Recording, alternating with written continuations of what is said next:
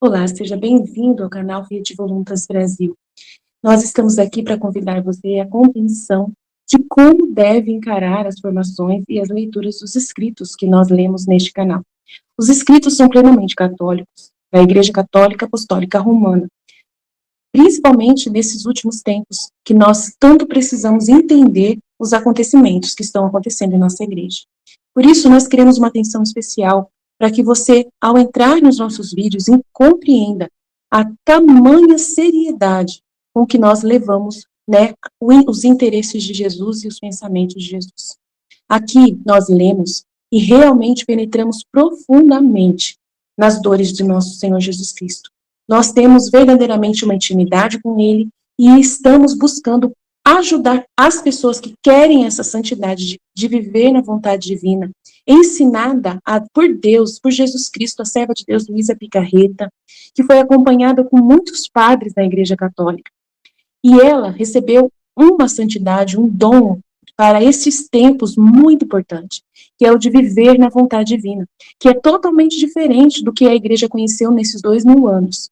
Não é seguir doutrina cegamente, regras cegamente, mas sim conhecer plenamente o coração de Jesus e obedecer os interesses de Deus para o aqui e agora, numa intimidade concreta, né, vivendo uma santidade que nunca existiu, só existiu na vida de Maria e de Jesus e da Luísa. Por isso nós estamos aqui ajudando as pessoas com vídeos longos, claro, explicando até mesmo as nossas vidas na divina vontade na prática, trazendo o conhecimento aplicado na nossa vida. Por isso nós narramos acontecimentos, parábolas, circunstâncias, para que a pessoa tenha facilidade de penetrar e interessar da forma correta pelos escritos. Uma pessoa que está na vontade humana, que é a grande chave, né, dessa santidade, é a pessoa renunciar à sua forma de pensar humano, sem Deus, né, para si mesmo, visando somente o seu próprio, né, bem pessoal. A pessoa que visa somente a sua própria salvação, a pessoa que visa somente a salvação da sua família, de poucas pessoas, ou somente dos católicos, essa pessoa está com o pensamento travado para o livro do céu, não consegue entender os escritos de Jesus. E aí, quando vai ler, ela vê uma coisa superficial e não sai da santidade humana, que é uma santidade só pessoal. Ela precisa ir para a santidade divina, que é com o pensamento em Deus. E nós queremos ajudar você a chegar lá, né, subir mais alto e conseguir ver as coisas com os olhos de Deus. Para isso, demora bastante o processo de purificação da sua mente. E nós estamos aqui para você, para te servir, para te trazer essa graça. Se você quiser contar conosco, é isso aí. Deus abençoe. Um bom vídeo para você. Ai dos que dizem que o mal é bem e que o bem é mal, os que transformam as trevas em luz e a luz em trevas, os que põem o doce no lugar do amargo e o amargo no lugar do doce. Isaías, capítulo 5, versículo 20.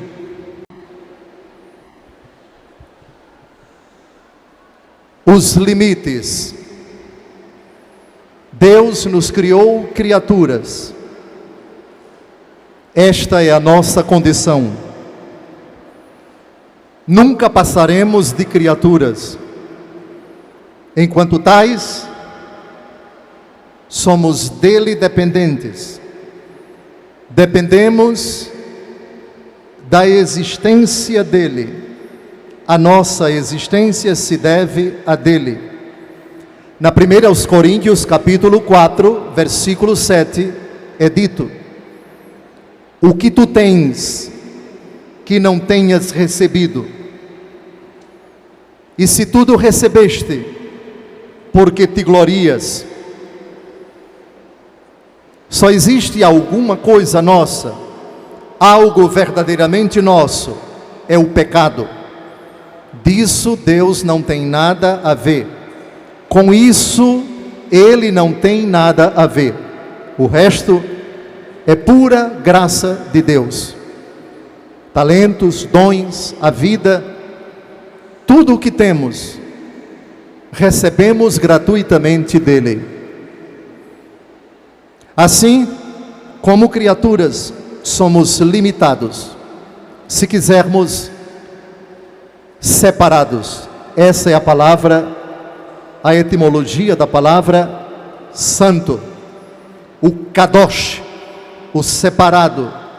Deus é separado da criatura não por hostilidade nem por desprezo, mas porque é o totalmente outro. Dito isso, vamos a um outro limite. Esse é o limite do ser. Deus é Deus, a criatura é criatura. Agora Deus coloca um outro limite na criatura, o do agir, ser e agir. Já falamos do ser, limites, circunscrição num determinado âmbito. É criatura, não é criador, não é Deus, não é senhor de si. Agora, o agir, limites. Você não pode pensar tudo, você não pode fazer tudo, você não pode dizer tudo. Ao criar o homem e a mulher, Deus coloca um limite moral no ser que ele acabara de criar. Vocês podem comer de todos os frutos das árvores do jardim, mas não comam do fruto da árvore da ciência do bem e do mal, pois no dia em que vocês comerem, vocês vão morrer. É então que entra na história, no capítulo 3 do livro do Gênesis, uma personagem astuciosa, chamada simbolicamente de serpente, que se aproxima do homem, ser limitado enquanto criatura, e agora advertido de que o seu agir também tem limites. Agora vamos à atitude de Satanás e à resposta da mulher e do homem, para explicarmos o que significa não comer do fruto da árvore da ciência do bem e do mal. Gênesis capítulo 3, de 2 a 6. É verdade que Deus vos proibiu comer do fruto de toda árvore do jardim? A mulher respondeu-lhe: podemos comer do fruto das árvores do jardim, mas do fruto da árvore que está no meio do jardim, Deus disse: vós não comereis dele, nem o tocareis, para que não morrais. Oh não, tornou a serpente, vós não morrereis, mas Deus bem sabe que no dia em que dele comerdes, vossos olhos se abrirão e sereis como deuses, conhecedores do bem e do mal. A mulher, vendo que o fruto da árvore era bom para comer, de agradável aspecto e muito apropriado para abrir a inteligência, tomou dele, comeu e o apresentou também ao seu marido, que comeu igualmente. Aqui nós temos uma distinção sutil que precisa ser feita para chegarmos a compreender Isaías 5:20. Ai daqueles que ao mal dizem bem e ao bem dizem mal. Ai daqueles que ao doce dizem é amargo, e amargo aquilo que é doce. E essa não é a questão principal, porque a questão principal lá no livro do Gênesis não é a distinção entre o bem e o mal, mas o conceito de verdade. A primeira palavra do demônio na Bíblia é uma palavra que nos agrada a todos. Aquela de quem fala Jesus em João capítulo 12, versículo 32. E conhecereis a verdade, e a verdade vos tornará livres. Por isso o diabo diz, como primeiro passo para a sedução, que é o começo da tentação, algo que agrada a todo mundo, verdade. O diabo, que é o pai da mentira, qui loquitur mendacium de suo loquitur, diz Jesus em latim, João 8:44, quando o demônio mente, fala do que lhe é próprio, porque é mentiroso e pai da mentira. Para seduzir, ele precisa falar da verdade, só que ele usa a verdade manipulando-a e questionando-a. É verdade? Portanto, primeiro está a concepção de verdade, porque dela vem a distinção posterior entre o bem e o mal. Afinal de contas, o que é a verdade? Do ponto de vista filosófico, há muitas definições, mas eu, como sacerdote católico, formado segundo a teologia do grande, do magnífico Santo Tomás de Aquino, ele define a verdade como a adequação do intelecto à coisa. Você tem uma realidade, centro de eventos, isso é a coisa, e o meu intelecto, quando o meu intelecto apreende, portanto, se joga, traz para a sua inteligência essa realidade que ele aprendeu, e ele afirma, eu não estou na praia, eu estou no centro de eventos da Canção Nova. Isso é uma verdade. Agora, se eu olho para trás e vejo a imagem de nosso Senhor Jesus Cristo e digo que essa imagem é de ouro, isso não é verdade, porque o meu intelecto não se adequa à realidade que ele está vendo, e essa realidade não é de ouro, é de madeira, muito bonito, por sinal, esse ícone. Do ponto de vista filosófico, para nós cristãos católicos, pelo menos da sua grande maioria, verdade é a adequação do intelecto à coisa. Do ponto de vista da fé, à luz do Novo Testamento, a verdade não é um conceito, é uma pessoa. Evangelho segundo João, capítulo 14, versículo 6. Eu sou o caminho, a verdade e a vida. Ninguém vem ao Pai senão por mim. Para nós cristãos, a verdade não é conceituada, nem definida, é encarnada. O Verbo se fez carne e habitou entre nós. É verdade que no tempo de Adão e de Eva, essa convicção que nós temos, essa fé que nós professamos na verdade pessoa encarnada que é Jesus, não existia. Deus então coloca na natureza do homem e da mulher, ainda que de forma bem rudimentar, aquilo que nós cristãos católicos chamamos de lei natural. A lei natural, ela exprime o sentido moral original que permite ao homem discernir pela razão o que é o bem e o que é o mal, a verdade e a mentira. Ora, Deus monologa com o homem e com a mulher. Ele é bem claro, é uma ordem explícita: não comam, porque no dia em que vocês comerem, vocês morrerão. Então nós já temos aqui a verdade, ainda que muito tempo antes dita para o homem e a mulher que acabaram de ser criados, é esta: não desobedecer a Deus. A verdade está nele. A ordem é digna de ser obedecida porque procede dele. Ele é a verdade que me dita regras, que impõe limites, que me adverte. O diabo, então, vai por outro caminho. Deus sabe que no dia em que vocês comerem, os olhos de vocês vão se abrir e vocês vão ser como ele, conhecedores do bem e do mal. O que é que o diabo promete aqui?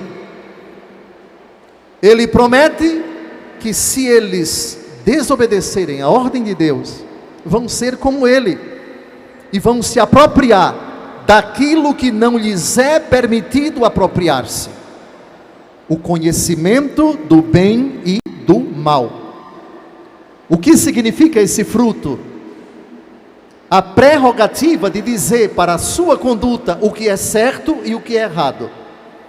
Ou seja, isso é gostoso, isso é saboroso. Você ser o senhor de você mesmo, ditar as regras para você, estabelecer limites.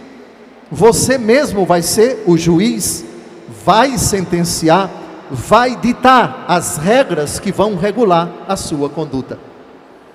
Pronto. A mulher viu que isso era apetecível, agradável, para abrir a inteligência, transpôs o limite imposto por Deus.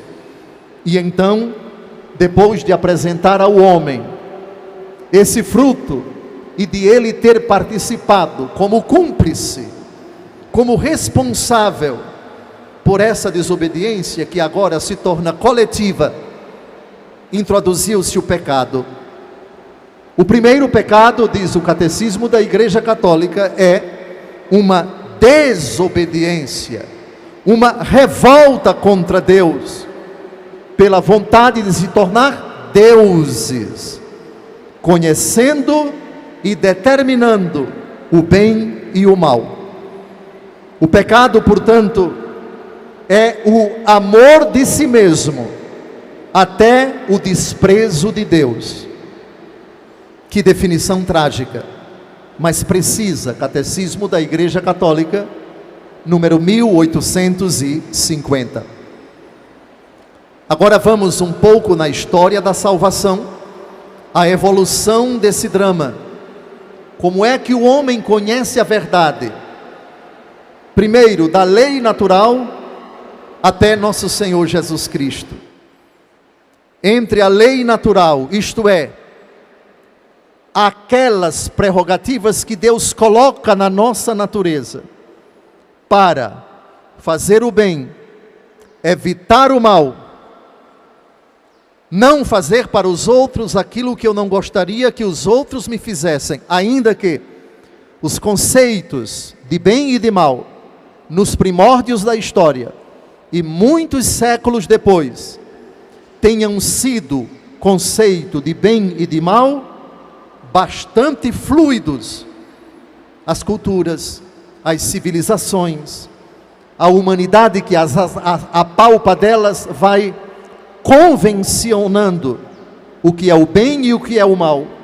Em algumas sociedades, um conceito muito mais refinado, muito mais evoluído, muito mais prático, muito mais definido. E isso foi sendo impregnado na mentalidade dessas culturas, dessas tradições, desses povos. Até que um dia Deus decide falar com a humanidade de forma positiva. E então envia, tirando do seu povo, vai para uma terra que eu te enviar. Eu te farei o pai de uma grande nação, abençoarei os que te abençoarem, amaldiçoarei os que te amaldiçoarem. É a história da revelação positiva de Israel até nosso Senhor Jesus Cristo. Aí nós temos nas mãos de Moisés os 10 mandamentos e todos os preceitos que orbitam secundariamente em torno deles, a vontade de Deus explícita, colocada no que nós chamamos lei, lei escrita, antiga aliança, Antigo Testamento. Mas era imperfeito. A pedagogia de Deus primeiro coloca na natureza humana, lei natural, os limites do ser e do agir do homem. Na lei de Moisés, os limites vão se tornando mais claros. Mas algo falta. João capítulo 1, versículo 17. A lei foi dada por Moisés. A graça e a verdade vieram por Jesus Cristo. Aqui está a terceira e última etapa da revelação da verdade, que Deus se dignou revelar à humanidade por etapas, em grandes momentos. Lei divina natural, lei divina positiva, e a própria lei que se encarna, nosso Senhor Jesus Cristo, positivado também no Novo Testamento.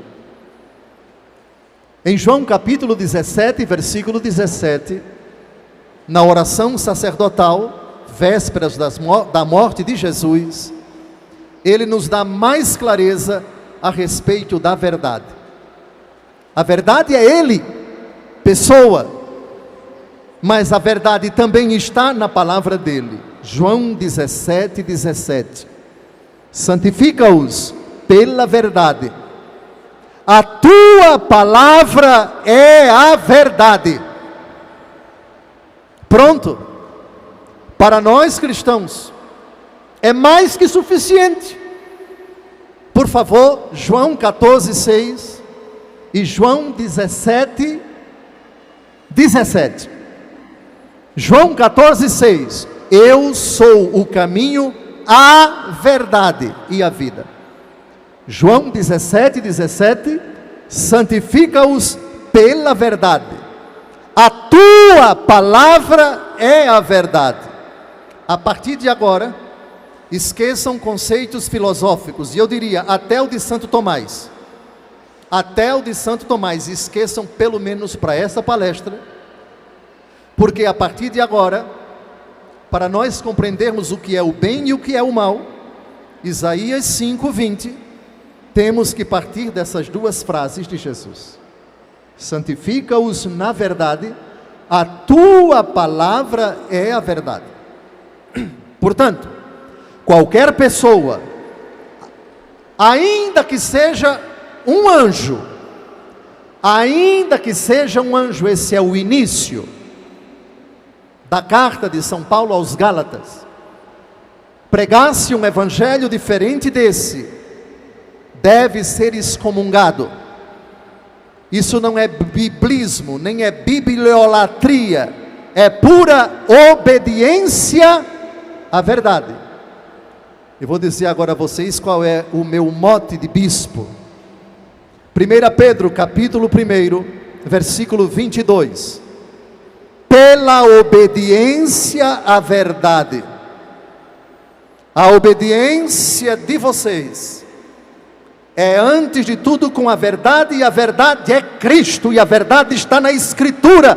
Tua palavra é a verdade. Qualquer criatura que se coloca contra esses princípios, quem quer que seja, não deve ser seguida. É palavra de Deus, não é palavra de homem.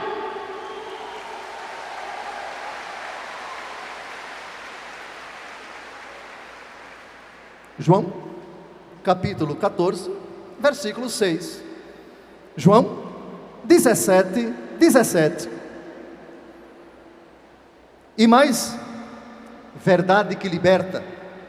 Liberta da mentira, liberta do engodo, do embuste, da ignorância e naquilo que não deve existir, da opinião. Podemos e devemos ter opinião a respeito de tudo.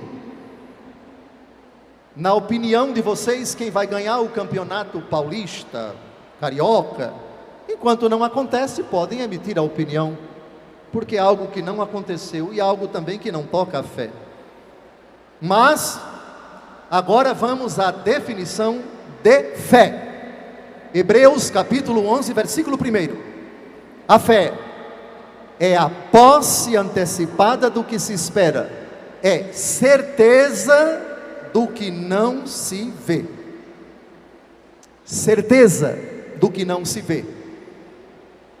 A certeza é a condição da inteligência que leva a vontade a dizer: eu adiro aquilo que a minha inteligência apreende e reputo seguro, e reputo firme, e reputo veraz.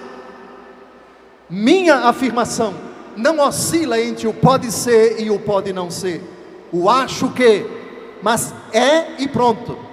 E isso é certeza. A fé não admite imprecisão, nem da inteligência, nem da vontade. A fé tem dois elementos, o intelectivo e o volitivo. Pela inteligência eu apreendo, auxiliado pela graça, a minha razão vai até um certo ponto e diz: aqui eu não posso ir mais. A fé a ajuda, sem contradizê-la, porque é um dom sobrenatural. E sendo um dom sobrenatural, a razão não pode errar.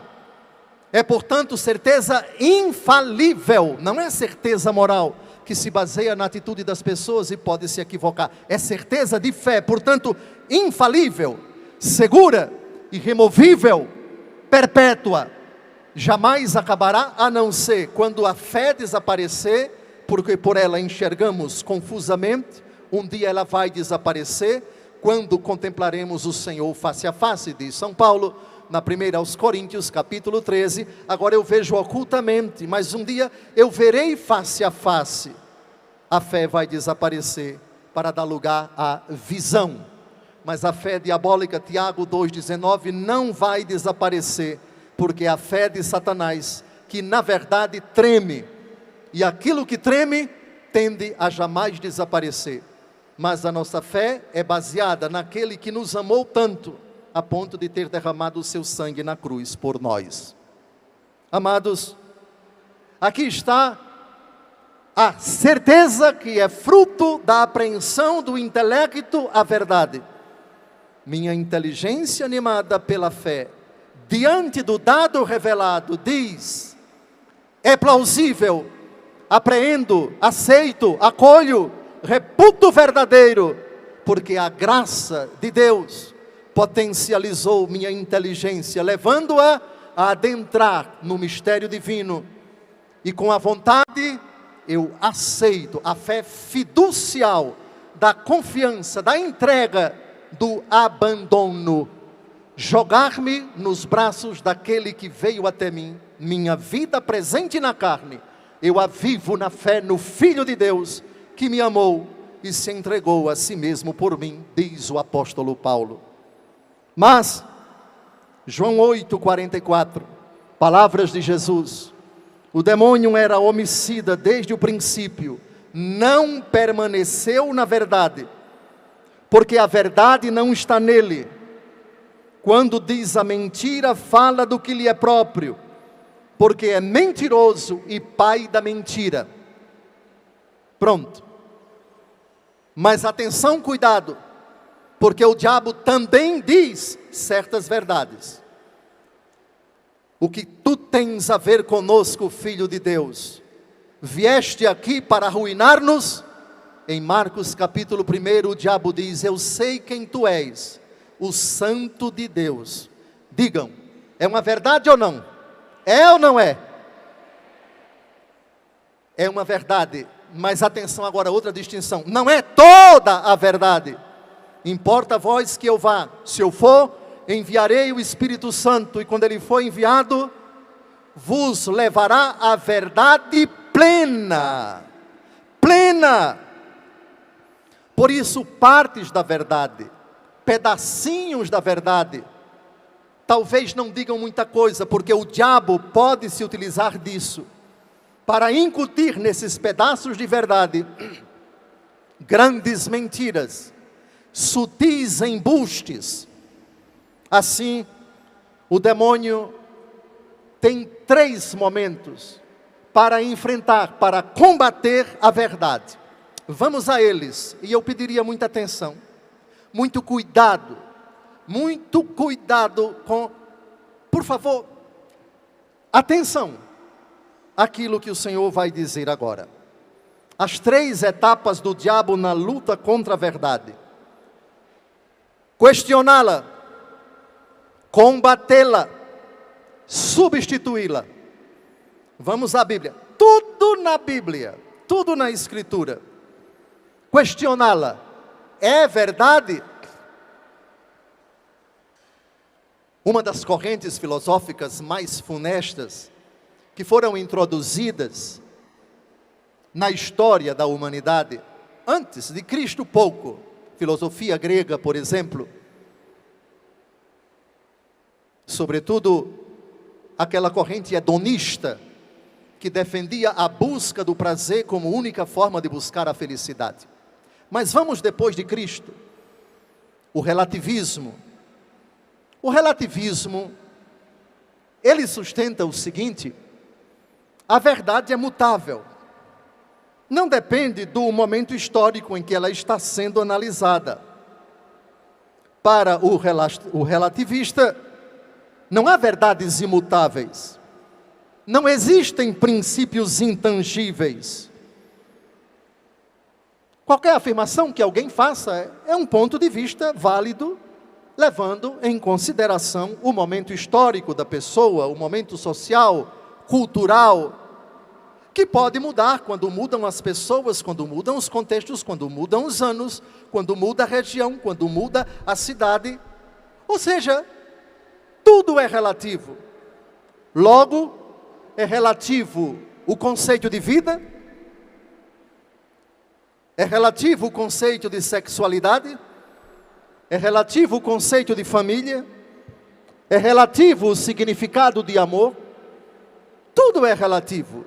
E depende de quem então, qual o limite que você deve colocar entre o permitido e o proibido, o certo e o errado, a luz e as trevas. Em Deuteronômio capítulo 29, o Senhor diz por meio de Moisés: escolhe a vida, eu coloco diante de vocês a vida e a morte, escolham a vida. Deus é tão bom que coloca as 2 possibilidades: não comam e se comerem. Opinem, optem, decidam, mas saibam, se vocês optarem por esta alternativa, vai ter consequências. O respeito de Deus pela possibilidade de o homem decidir por si, e isso não é liberdade. Você não é livre para optar pelo mal. O Senhor diz que aquele que peca se torna escravo da sua própria escolha. Não existe liberdade para pecar, existe livre-arbítrio, que é a prerrogativa de escolher entre 2 ou mais alternativas. Quando uma delas é má e você opta por ela, você acabou de perder a liberdade, porque o pecado escraviza. Ao tempo em que, quando você opta pelo bem, pela luz, pela graça, por Deus, pela verdade que é Cristo, você se torna verdadeiramente livre. Vejam a frase de Jesus: conhecereis a verdade, e a verdade vos libertará. Em Gálatas capítulo 5, versículo 1, Jesus diz por meio do apóstolo Paulo: é para a liberdade que Cristo vos libertou. Vejam que interessante, você só é livre quando você usa o livre-arbítrio pela alternativa que agrada a Deus. Deus, quando propõe para a nossa felicidade, não porque Ele tem inveja de nós, não porque Ele seja cioso de que nós, optando pelo outro caminho, tiraríamos dele uma prerrogativa. Isso é ridículo, isso é patético. Pois bem, aqui estamos diante dessa realidade hoje difundida também dentro da igreja, o relativismo. O que é pecado? Existe inferno, existe céu, e outra coisa que tem agradado muito ao demônio: Você precisa acreditar e difundir e pregar e sustentar coisas boas de Deus. Mas que maravilha dizer que Deus é misericórdia, que Deus é bondade, que Deus perdoa sempre. E é tudo verdade. Meia verdade. Por favor, a misericórdia de Deus, 1 aos Coríntios, capítulo 13, não se alegra com a injustiça, mas se rejubila com a verdade. Essa é a caridade. Esse é o amor que não se alegra com a injustiça, e o pecado é uma injustiça. A misericórdia que se rejubila com a verdade, e a verdade é que o pecado ofende a Deus, e não perdeu sua noção, não perdeu sua força, não perdeu sua validade, porque pecado é desobediência a Deus, e isto é bíblico, e a Bíblia é palavra de Deus e está acima de nós. Agora, então, vamos ao que o diabo quer. É verdade? Até que ponto? São perguntas não, digamos assim, didáticas, de quem não sabe, mas quer saber. Como distinguir essa primeira tática, que é do demônio? Distingui-la de uma dúvida em boa fé. Mas isso é verdade? Como é que você descobre que uma pessoa se aproximando de você começa a fazer perguntas a respeito de sua fé, e depois você descobre que na verdade ela não quer simplesmente saber, ela quer provocar você, ela quer conquistar você, ela quer jogar dúvidas em você, ela quer semear a discórdia, suscitar interrogações em você, para levar você das suas convicções à dúvida, da dúvida ao desânimo na busca da verdade, ou abdicá-la, e depois ficar sem esse substrato, que é a certeza que você adquiriu por ter abraçado a verdade. Questionar. Há certos questionamentos que as pessoas ignorantes a respeito da nossa fé nos fazem. Devemos acolhê-las com respeito e ajudá-las no que for possível. Se não encontrarmos respostas, por favor, aguarde um pouco, vou me informar, ou vou levar você a quem pode dar essas respostas, ou vou mandar o link para você, daquela pessoa bem preparada.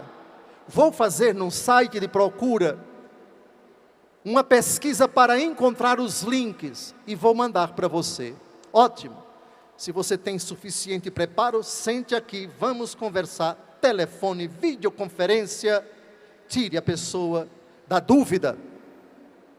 E a boa vontade você descobre logo pelas perguntas, pelas respostas, pela docilidade, pela abertura. Quando você perceber que aquelas perguntas vêm de um coração nefasto, que já tem a animosidade contra a sua fé, é hora de parar com a conversa. É hora de dizer: falaremos disso uma outra hora. Ou então, bom dia, boa tarde, boa noite, falaremos em outra ocasião. A fraqueza de Eva foi dar com a língua entre os dentes e responder a quem não tinha o direito de saber. Ô bicha besta, podia ter ficado calada. Vai justamente conversar com quem não tem o direito de saber. Ela podia responder com um jeito alagoano: vá tomar banho nas praias de Maceió, desgraça. Ou então, isso não é da sua conta, isso é da minha intimidade, o que Deus disse para mim. Pois bem, questionar é o primeiro lançamento da cisanha. Segunda tática de Satanás: combater a verdade, dizendo explicitamente: o homem e não Deus é o único Senhor da sua vida. A vontade do homem e não a de Deus é a que deve prevalecer sempre. Os critérios do agir do homem são decididos por ele e não por Deus. O poder a ser buscado e exercido pelo homem vem dele mesmo e não de Deus. Ou seja, divinizar o homem. Segunda tática no combate à verdade: satanizar o que é de Deus. Aqui estão os inimigos a serem combatidos pelo diabo. A concepção judaico-cristã de família, que seria, segundo eles, machista, opressora, patriarcal. Depois, a rigidez da concepção antropológica judaico-cristã da sexualidade feminina e masculina. É preciso dizer para as crianças, segundo essa mentalidade, que não é de Deus, que a criança não nasce homem, ela se faz, decidindo o que é que ela quer. A criança do sexo feminino também. É preciso então relativizar tudo e endeusar a criança e colocar na cabecinha dela, dos inocentes, esta realidade que não foi querida por Deus. Terceiro, o conceito de pecado. Na verdade, o que o diabo quer é que você tire esse conceito da sua vida. Ou então diga que o pecado é não pecar. Ou então que o pecado é uma realidade boa. E aquilo que nós chamamos de virtude é algo ultrapassado, repressor, opressivo. E quinta realidade: é preciso subjugar, desfigurar, conspurcar tudo que é sagrado. Invasão de igreja, quebra de imagens, coisas horríveis em tudo que é sagrado, desrespeito às coisas santas, aos sacramentos, aos sacerdotes, as coisas de Deus, as reuniões de oração, tudo. Aí é quando o inferno se torna extremamente agressivo, pervertido, inimaginavelmente mau, com toda a sua fúria, descrita em Apocalipse capítulo 12. A serpente vomitou um rio para devorar a mulher, a terra veio em socorro da mulher. Até o fim dos tempos, preparem-se.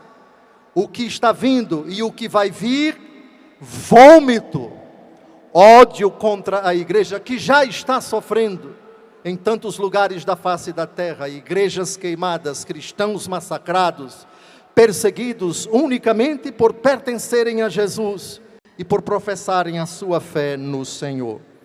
E mais, atingir, desmoralizar, enfraquecer a igreja, a família, a vida e a inocência das crianças. A respeito disso, uma palavra bem clara, bem explícita: a igreja poderá voltar até a ser apenas uma instituição de 12 pessoas, mas vida e família para elas são sagrados. Não ao aborto, não à eutanásia, não às drogas, sim à vida.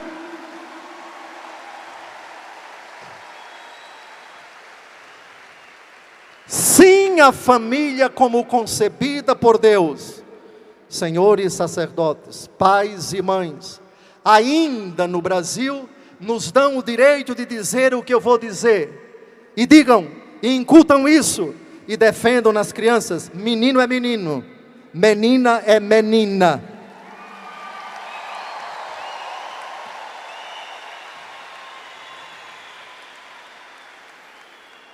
O diabo, não satisfeito com isso, parte para a terceira fase. Romanos 1:25. Trocaram a verdade de Deus pela mentira, e adoraram e serviram a criatura em vez do Criador, que é bendito pelos séculos dos séculos. Já sabemos quem é a verdade. Atenção, por favor, eu pediria, segundo aos Coríntios 13:8, nada podemos contra a verdade, só temos poder em favor da verdade. Repitam comigo, segundo aos Coríntios 13:8, nada podemos contra a verdade, só temos poder em favor da verdade. Eu, bispo católico, com minha mitra e meu báculo, Nada posso contra a verdade. Não sou dono dela, sou escravo, humilde, obediente, e não tenho o direito de deturpá-la, de enfraquecê-la, de fazer qualquer contorcionismo teológico para justificar o que a Bíblia não justifica, para aprovar o que a Bíblia não aprova. Seja o vosso sim, sim, o vosso não, não. Tudo mais procede do maligno.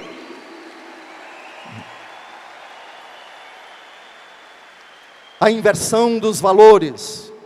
Mateus 12, de 23 a 24. Eu disse ainda há pouco que a tática do diabo é subverter tudo.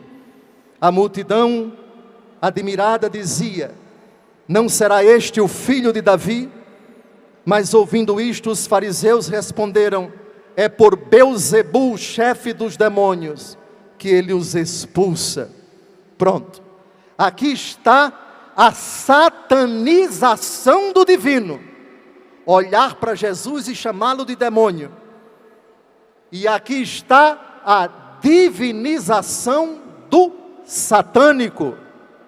Quando você olha para Jesus e não enxerga nada nele que possa apontar para Deus, ou fazer reconhecer que ele é o Filho de Deus. Quando o mal assume numa linguagem muito sutil para enganar as pessoas, como se nós fôssemos idiotas. Interrupção da gravidez. Isso é aborto!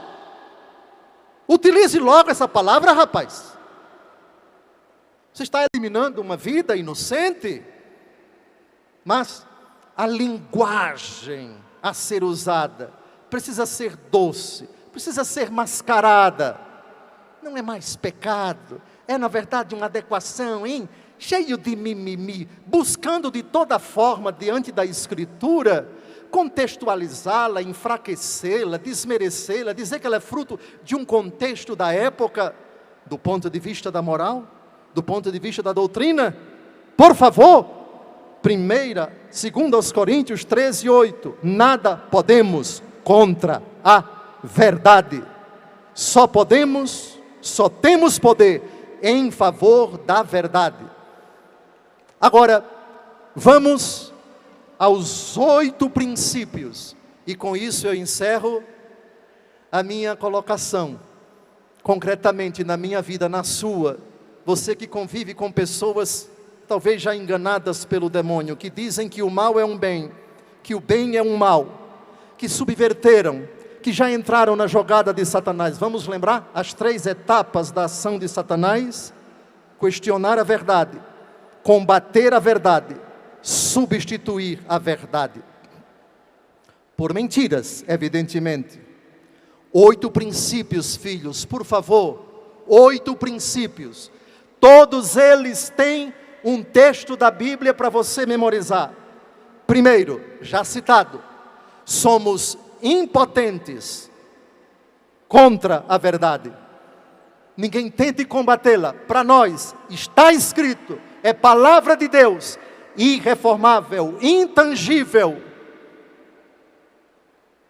Impotência, primeiro princípio. Eu sou impotente. Mas eu acho que a igreja devia mudar, etc.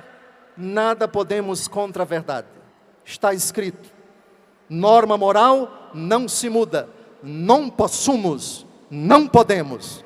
Impotência. Segundo princípio, o do meu mote de bispo. Obediência. In obediência veritatis, 1 Pedro 1:22.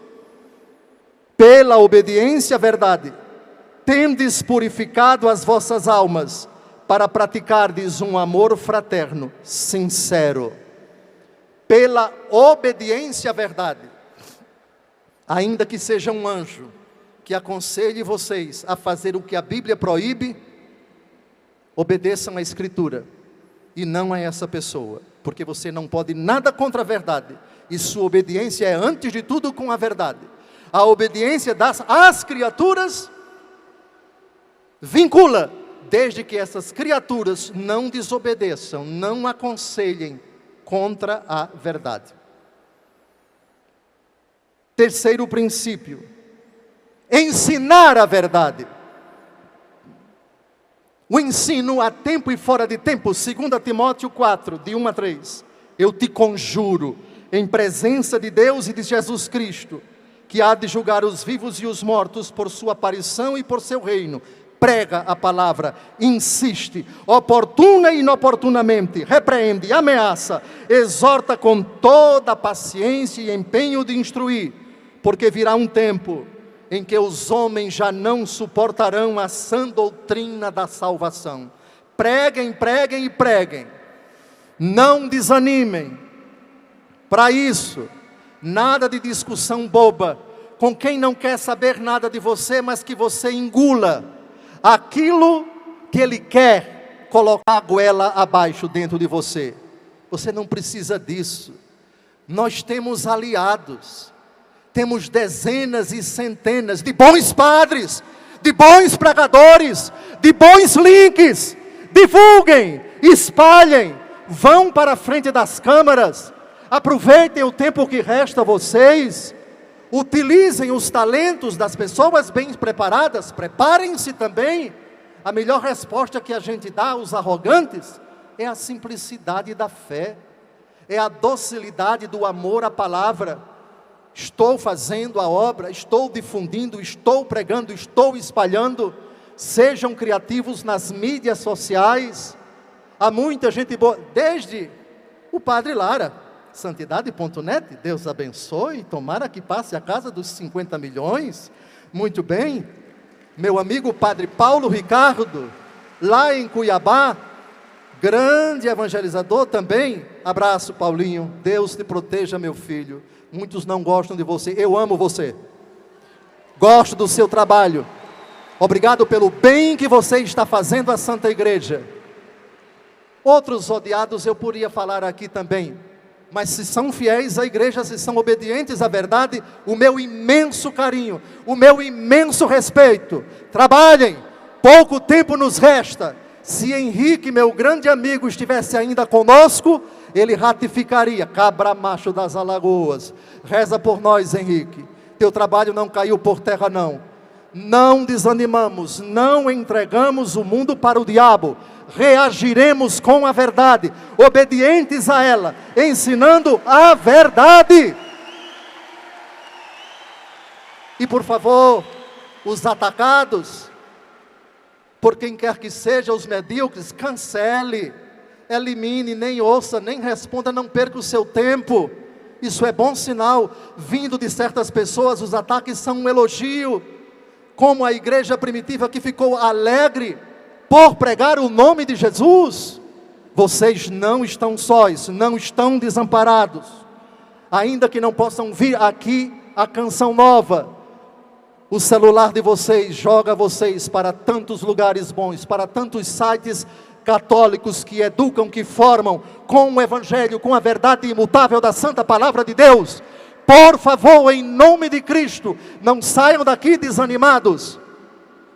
O apóstolo, 1 aos Coríntios, primeira carta de São João, capítulo 5, versículo 17. Nós somos de Deus, ponto. O mundo jaz sob o poder do maligno. O mundo está dividido assim. Somos de Deus, ponto. O mundo jaz sob o poder do maligno. O mundo que jaz sob o poder do maligno é dos que estão na mentira. Mas nós somos de Deus. A frase foi bem dividida.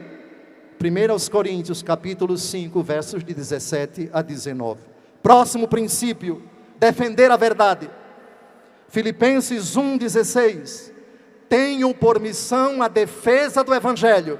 Não tentem defender o indefensável vindo de quem quer que seja. Defenda o Evangelho. Se está do lado do Evangelho, defenda. Se não está, não defenda. Minha missão é defender o Evangelho. Essa é a missão do católico. 1 Pedro 3, versículo 15. Estais sempre prontos a responder para a vossa defesa a todo aquele que vos pedir a razão de vossa esperança, mas fazei-o com suavidade e respeito. Pronto para responder. E para responder eu não preciso discutir. Para responder eu não preciso bater boca. para responder, eu tenho uma arma tão poderosa. Aqui, sem entrar em polêmica, dizendo o que a igreja diz, pregando o que a igreja prega, dizendo o que está na Escritura. Não vá perder o seu tempo discutindo com quem já tem lavagem cerebral na cabeça. Se a discussão é respeitosa, acadêmica, pautada na boa vontade, ela pode evoluir sem dúvida alguma, debate acadêmico, etc. Agora, fanatismo não. Radicalidade, brutalidade contra nós, de forma alguma. Não perca seu tempo com certas pessoas em defender a verdade, ou pelo menos defenda de outra forma. Publique. Quinto princípio, publicar a verdade, difundir a verdade. Mateus 10, 27. O que vos digo na escuridão, dizei-o às claras. O que vos é dito ao ouvido, publicai-o de cima dos telhados. Os telhados, lá estão, Wi-Fi, antena parabólica, que eu não sei se usa mais, antena do satélite, que tem um bocado aqui na Canção Nova, de cima dos telhados. Se eles usam isso para o mal, usamos para o bem. Se eles infestam a internet de sites maliciosos, poluamos santamente. Enchamos santamente com sites bons, com boas publicações, com bons livros, com boas obras, com boas palestras, com bons vídeos. Sexto princípio, devemos sentir orgulho da verdade, alegria, não somos um bando de frustrados, não nos consideramos intimidados pelo mundo. Mateus 10, de 32 a 33, quem der testemunho de mim diante dos homens, também eu darei testemunho diante dele, diante de meu Pai que está nos céus. Aquele, porém, que me negar diante dos homens, também eu o negarei diante de meu Pai que está nos céus. Orgulho por ser católico, alegria por pertencer à Igreja de Cristo, júbilo por ter recebido, conhecido o Evangelho colocado nas nossas mãos, que podemos ler, meditar, guardar, proteger, defender e publicar. Não há alegria maior para um católico romano, quem quer que ele seja. Saiam daqui alegres, alegres porque a palavra foi colocada na boca de vocês e no coração de vocês. Romanos 10, de 8 a 10, a palavra está ao teu alcance, em tua boca e em teu coração. Esta é a palavra da fé que pregamos.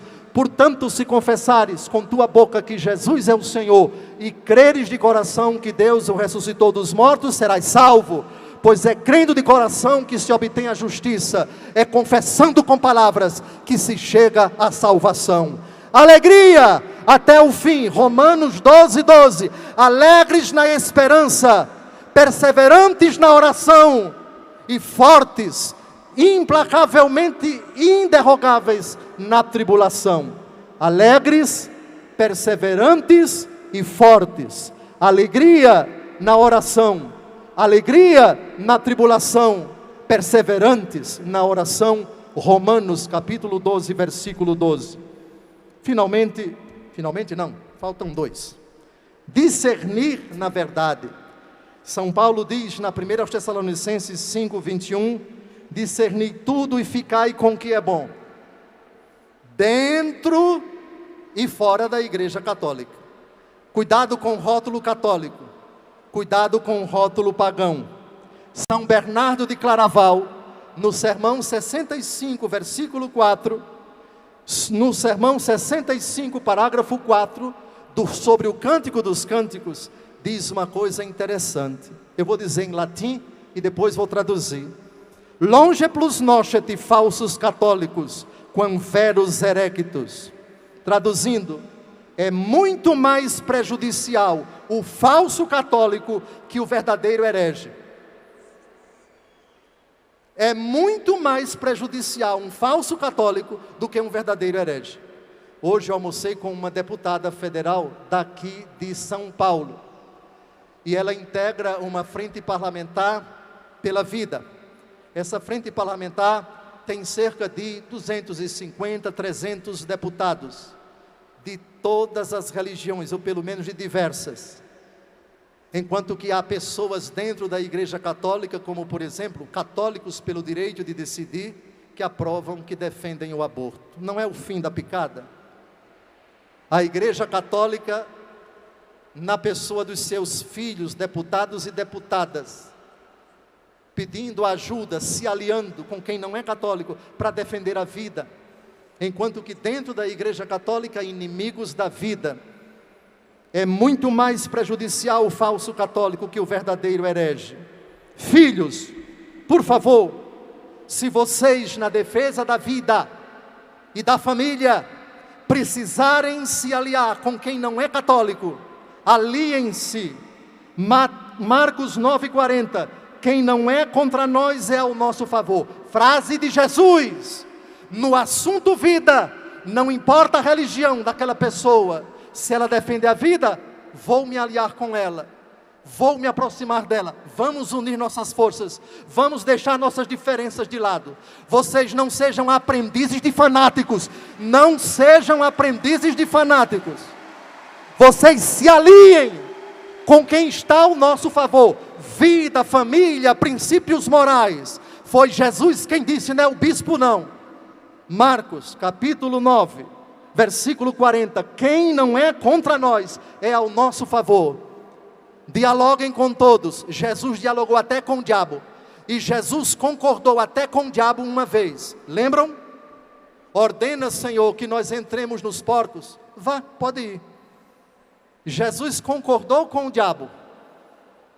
Agora, por favor, se é o diabo, só dialoguem com ele com uma condição: desde que seja para mim a salvação e a ruína sua. Como foi no caso dos porcos.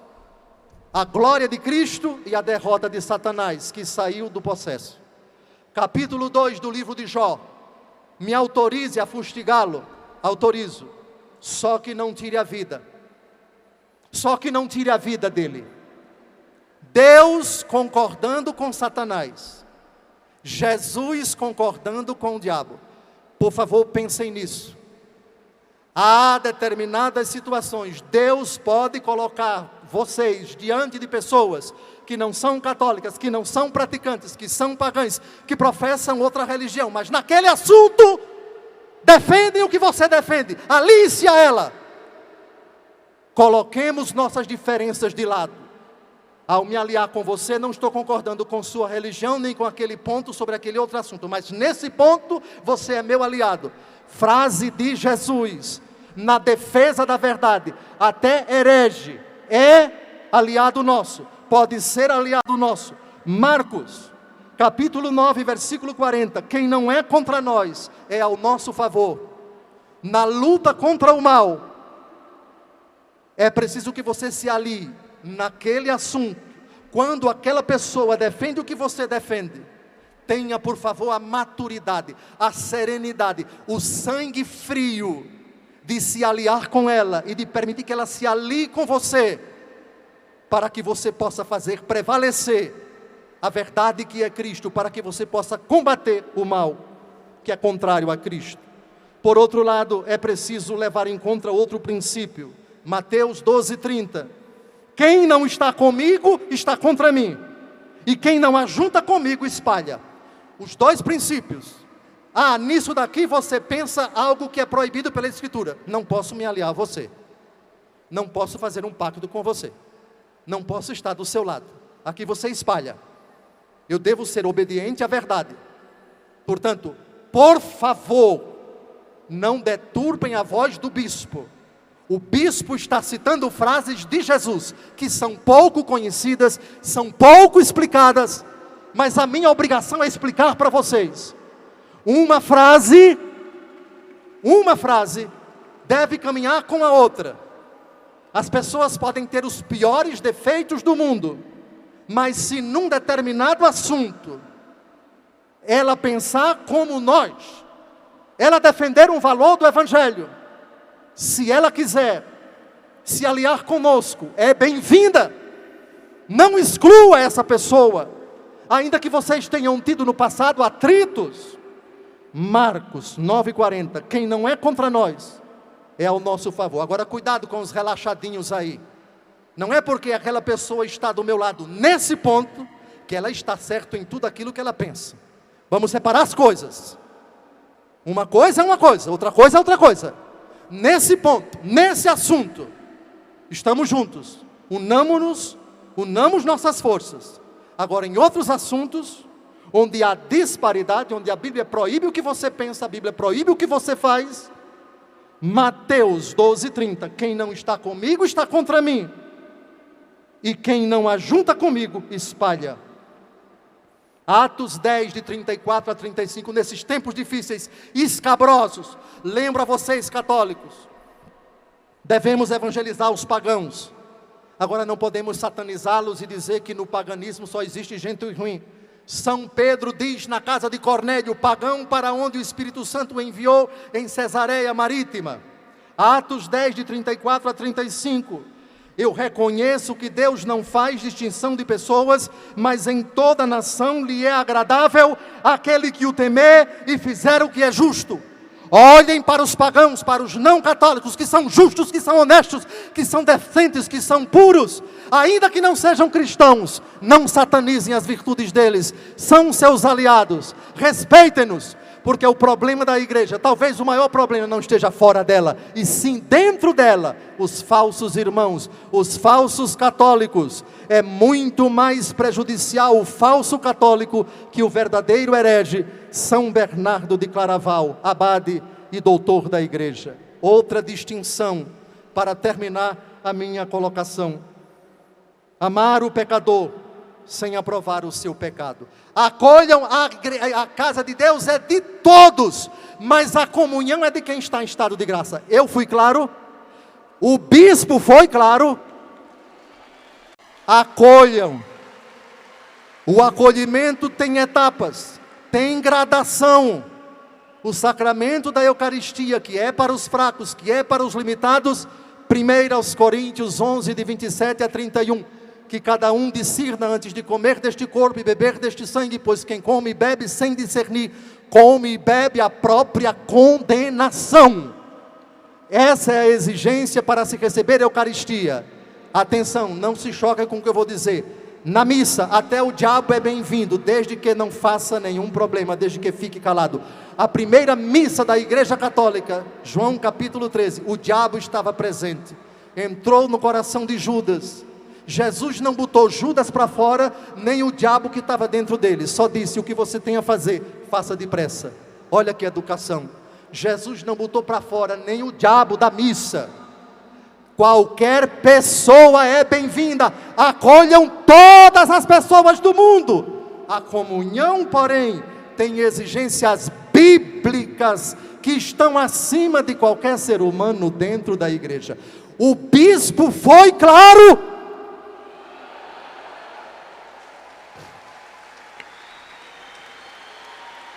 Mulher, onde estão os que te acusam? Ninguém te condenou? Respondeu ela: ninguém, Senhor. Disse-lhe Jesus: eu não te condeno, ou seja, a pecadora, vá e de agora em diante não tornes a pecar. Ou seja, o pecado é mau, não peque mais não. Se o pecado fosse bom, Jesus só diria: eu não te condeno. Sejamos honestos com a frase de Jesus, sejamos completos ao citarmos os textos de Jesus. O parâmetro é nosso Senhor. Santo Agostinho: amar o pecador e odiar o pecado. Mães cujas filhas engravidaram, não coloquem o amante dentro de casa, leve sua filha e sua neta para dentro de casa. Você sim, o pecado aqui dentro de casa não, viu? Pronto. Meu filho, você tem a fraqueza da droga, eu amo você, mas não quero você fumando dentro de casa não. Amar você, não a droga, não a maconha, não a cocaína, não aqui dentro da minha casa não. Tirem isto daqui e não façam da casa do meu pai um covil de ladrões. Eu e minha casa serviremos o Senhor. Último princípio: permanecer na verdade. Permanecei em mim e eu permanecerei em vós. O ramo não pode dar fruto por si mesmo se não permanecer na videira. Assim também vós não podeis tampouco dar fruto se não permanecerdes em mim. Eu sou a videira, vós os ramos. Sereis odiados por todos por causa do meu nome, mas aquele que perseverar até o fim será salvo. Ainda que a Igreja Católica perca integrantes não fiéis. A Igreja Católica nunca perdeu um fiel em 2000 anos. O que ela perdeu foi infiéis. Se ela diminuir de tamanho, se ela passar por algum processo de lipoaspiração, não importa, permanecer na verdade. Ainda que cheguemos a ser 12 e recomecemos tudo de novo, obediência à verdade, permanência na verdade. Agora, o último minuto da minha pregação é para lembrar esses 8 princípios. Impotentes contra a verdade, obedientes à verdade, ensinadores da verdade, defensores da verdade, difusores da verdade, orgulhosos pela verdade, os que discernem a verdade e os que permanecem na verdade. Amém!